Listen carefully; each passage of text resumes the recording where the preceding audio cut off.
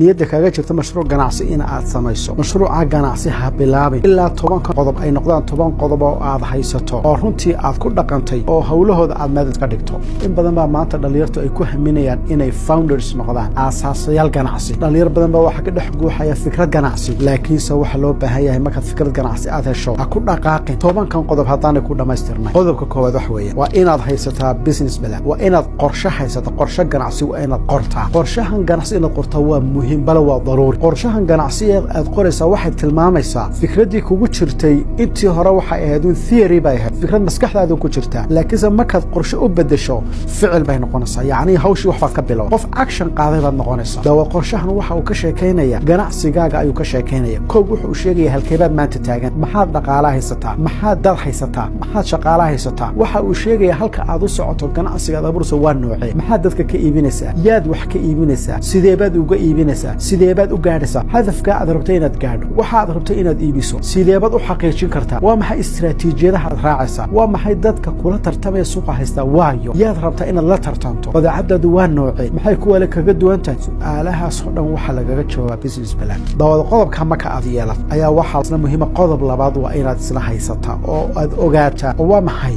waayo dadka aad wax ka iibinaysaa target groupskaagu waa dadka target garanaysa ay sidaada wax ka iibi alaabtan aad rabto inaad iibiso waxaan aad productkan aad rabto inaad soo saarto ama servicekan aad rabto inaad samayso waayo cidda aad rabto inaad ka iibiso daawo marka lagu leeyahay targetkaaga waa inaad xadidaa waxa loola jeedaa waa inaad xadidaa cidda ugu dambaysa ee adigu aad target garanayso maha inaad tiraado anigu suuqa hebel baan target garanaya waa inaad cidda aad rabto inaad wax ka iibso ana ku cadaata hadii aad maanta rabto ka soo qaad waxa rabto inaad dharka iibiso waa inaad ku cadaata dharka aad iibinayso yaad ka iibinaysaa haddii aad tiraado waxa ka iibinaya caruurta yar yar waa inaad ku cadaata caruurta yar waa kuwee ku ka iibinaysaa ma dumar mise rag waa inaad ku cadaata haddii ku sii cadaata tiraado dumar baan ka iibinaya oo habla yar baan ka iibinaya waa inaad ku sii cadaata da'deebad ka iibinaysaa waa inaad tiraado laga bilaabo 4 jir ilaa 10 jir baan ka iibinaya inta marka aad tiraado waa inaad ku sii cadaata dadkaasi waa dad nooceeya macni ma dadka lacagta haysta mise kuwa dhexdhexaadka mise kuwa fuqarada weeye waa inaad si xadidaa cidaad si target garanayso ee dharkan yar yar hablaha aad ka iibinayso waa inaad si cadaysa tiraahdaa hablaha yar yar ee lacagta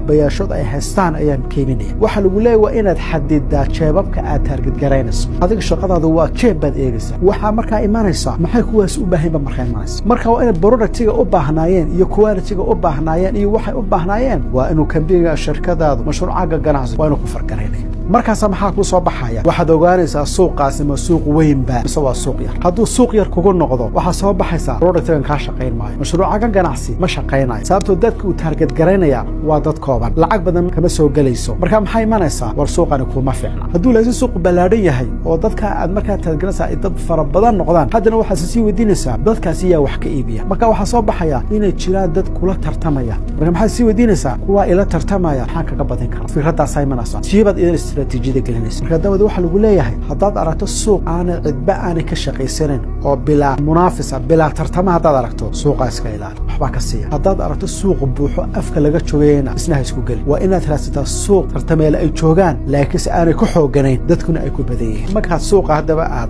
حدد أثرته إن تارجت جالي السوق هذا كسد هذا جذور أو ما حي هل كيبو سوق كويلا سوق أثرته إن تارجت كأثرته ديرت أثرته أو وحكي إيبسو هل كيبو كويلا داود بليس هو مهم ماشي أثرته إن وحكي إيبسو تارجت جالينسا وأب مهم ganacsigaaga waxa dhici kartaa inay fashiliso hadii aan bartaas noqon barta ugu saxsan tusaaleena soo qaadana imka aynu sheegnay ee aha inaad wax ka iibinayso hablaha yar yar ee da'doodu 4 ilaa 10 jir ay u dhaxayso ayad rabtaa dharka inaad ka iibiso hablaha yar noocaas waxaan soo sheegnay inuu targetkaagu yahay in dadka waliba lacagta haysta cid ay dhaleen ay yihiin oo macnaheedu waa maxay dharkaani bina dhar quality-gooda aad u sareeyo taasi maxay keensanaysaa waa inaad isweydiisaa place-ka meesheeba dadka noocaas laga helaya halkeebay dadka noocaas ku badan yihiin halkeebay dadka noocaas wax ka iibsadaan marka waa inaad meesha aad ka furayso dukaanka dharka iibinaya waa inuu qdaa meeshay dadkaas u badan yihiin laakiin hadaad dukaanka ka furto meel dadka fuqaradu ay degan yihiin oo tirada dharka iibinaya waa dharkii qaaliga ahaa ee lagu talagalay dadka lacagta leh maxay manaya cidina wax ka iibsan meesha marka aad rabto suuq inay ku noqoto ee ka samaysan suuqaaga waa inay noqotaa meel dadkii aad target gareenaysay meel laga helayo dawa marka aad xadido meesha aad ganacsiga ka furayso su'aashan afraad soo daata oo waa maxay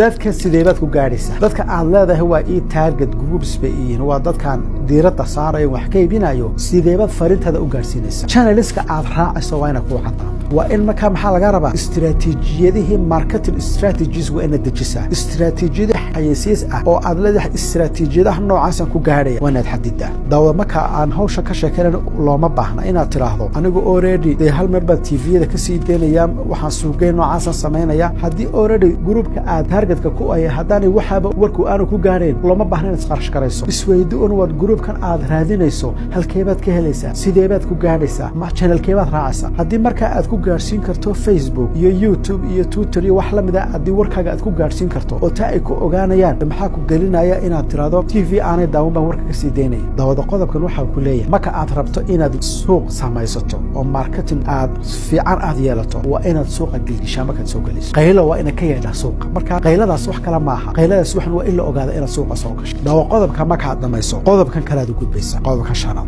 qodobkan muxuu ku leeyahay waa inay ku caddahay qaabka aad u macaashayso qaabkaad macaashka ku helayso ee ribxiga aad ku helayso ee profitka aad ku helayso waa inay qaab cad tahay oo ku cad daawad lama rabo inaad ganacsi iska bilowdo adigoo ogaan ma macaashaysa mise ma macaashaysa lama ogola waa inaad ogaataa horta ma macaashaysa sideebaad u macaashaysa muddo intee lag baad goorma macaashaysa waa inaad ogaataa muddo intee lag buu isu kaa bixin karaa ganacsigan aad furtay goormu qarashkiisu isdaboolaya goormu soo saaraya macaash oo macaash dheeraado kambanigu ku socdo ku dheeraa goormu soo saaraya waa inaad su'aalaha ka jawaabtaa dawada macaashka marka inuu ka sheekeyno waxaa loo baahan yahay waa inuu macaashu noqdo macaash meelo badan kaasoo kala galaya waa inuu meelo badan kaasoo kala galaa macaashku hal meel ha ku koobsan sababtoo hal meel haddaad tar macaashku hal meel miigu soo galaya halkaa ma lagu istaagi kartaa qodobkaasi marka halkaa ka gaarno qodobka lixaad ee loo baahan yahay inta aanad ganacsiga abuur inaad ogaato ay ku caddaantood haysato waa inaad haysataa tiim shaqaale ah oo hawshan ka soo bixi kara dawa qodobkan waa kala tegay qodobka waa muhiim waa kalagu kala tegay weeyaan waxa weeyaan shaqadan aad samaynayso mashruucagan ganacsi waa inaad tahay adigu qofka khabiirka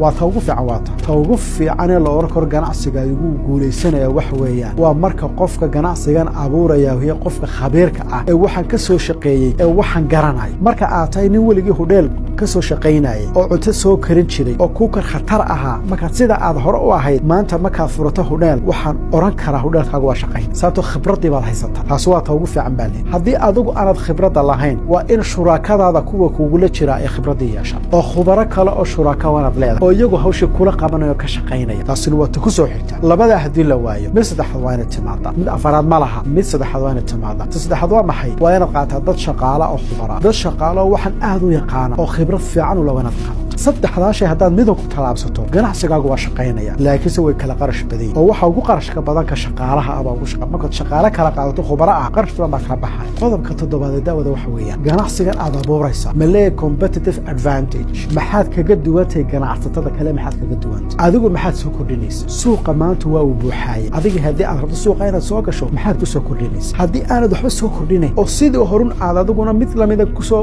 galayso waxa xaqiiqa noqonaysa ganacsigaagu inuu guuleystaa aad buu adagta uu guuleysan karaa laakiinse aad buu adkaanaysa laakiinse haddii aad suuqa ku soo gasho adigoo istiraatiijiyad wata ka duwan kuwii hore waxay noqon kartaa tusaalaha ku siiyo dugsi cusub baad furtay oo xaggaad ka furtay meelaa dugsi baa lahayn suulkaagu waa shaqaynaya ama maahee dugsi cusub baad furtay dugsigan cusub ee aad furtay qarashka lagu galayo kuwa hore buu ka jabay wuu shaqaynaya marka waxaa lagu leeyahay war suuqa marka aad soo galayso waa inaad ku soo gashaa istiraatiijiyad ka duwan kuwii hore ugu jiray adigu waa inaad yeelataa wax ku khaas ah oo lagugu soo raaco waanu jira dawada qodobkaasi marka aad samayso qodobka arrinkaa raacaya waxa weeyaan waa inaad consultation badan samaysa waa inaad dadka aad waraysataa dadka hore ganacsigan u soo abuuray waa inaad waraysataa oo tiraa ka warama ganacsiga noocaas meedii shaqeeyey kuma caashteen ma ku khasaartay su'aalo badan weydiin waxaa inta badan dhaca meel baa ganacsi laga furaya dadkiiba waxay arkayaan meeshaas oo aad loogu soo xoomay oo aad loo iibsanayo alaabta dadku maxay u qaadanayaan meeshaas inay macaashayso waxaana dhici karta meeshaas khasaare inay ku jirto markaasa maxaa imanaya qiimad lamida la furaya mid lamida ma la furay markuu sida qofkaasi kaa u furana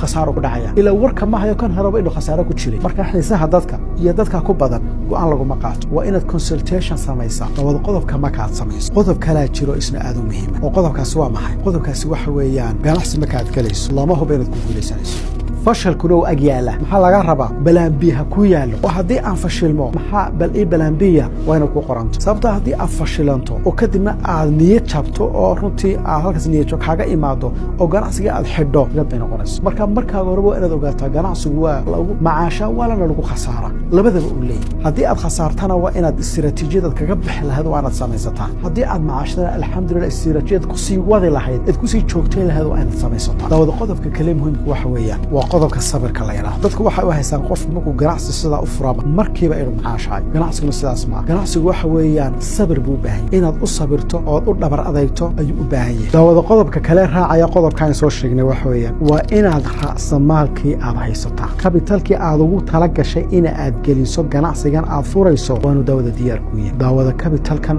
ama raasamaalkan laga rabo waa muhiim waliba waa inaad hubisaa ganacsiga aad furayso iyo lacagta haysataa inay isleeyihiin sababtu waxay tahay haddii aad shaqaale tahay oo adigoo shaqeeya aad tira shaqadii baan ka tegaya oo ganacsi gaara furanaya ganacsigii gaara marka aad furto lacagtaadii aad geliso lacagtaadii gaari weydo oo dhaxda aad runtii maxaa ku fadhiisato dee mushkilad baa kugu dhacaysa